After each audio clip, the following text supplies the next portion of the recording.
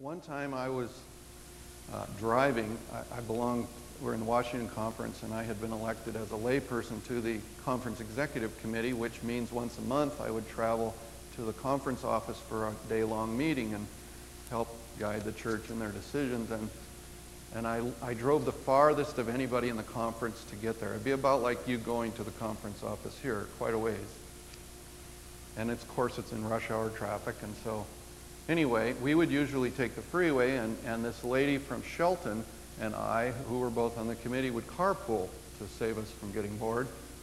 And she'd meet me in Olympia, and we'd take the freeway. Well, one time she says, why don't we do something different?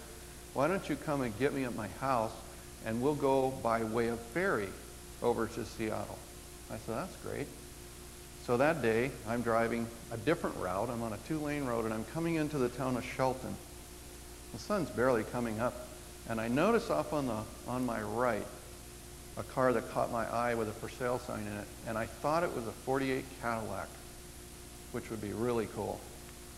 And I told myself on the way back, I gotta stop and look at that car.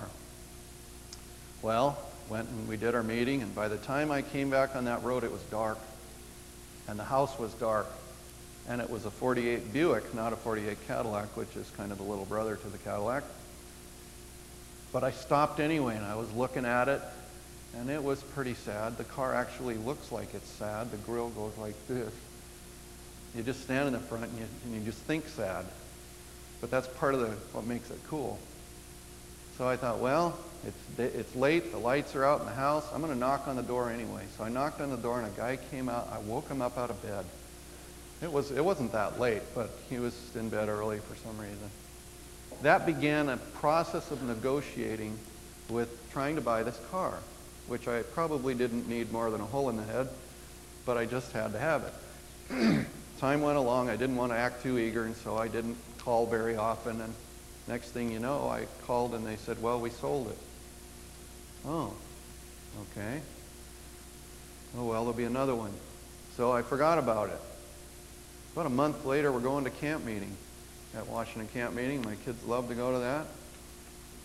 And I'm walking across, it is Sabbath right after the main church, and I'm walking across the main, they have this 2-lane thing right through the camp meeting, and people that are coming in drive in. And I walk across there, and here comes the 48 Buick. Driving to camp meeting. My car.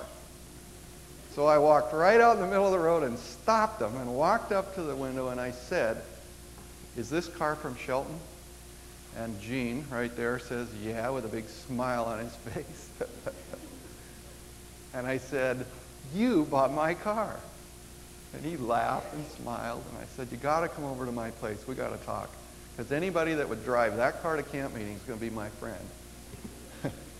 Kindred spirits. So Gene and Marlene and Keith and Myrna, who were in the back seat, they drove into our camping spot, and we got acquainted, never met before, and thus began an interest because all 3 families were interested in cars. At least the guys were, the wives were tolerating it, but they were interested too, we like to think. And, we got talking and visiting, and we said, there really ought to be an Adventist car club. Because there's people like us out there, but they think they're the only one. I thought I was the only one. Gene thought he was the only one. So we decided right then and there at camp meeting we were going to start an Adventist car club. And that has now been 5 years, I think, almost to the day. And we now have 350 families in 8 countries in the Adventist Routers Club.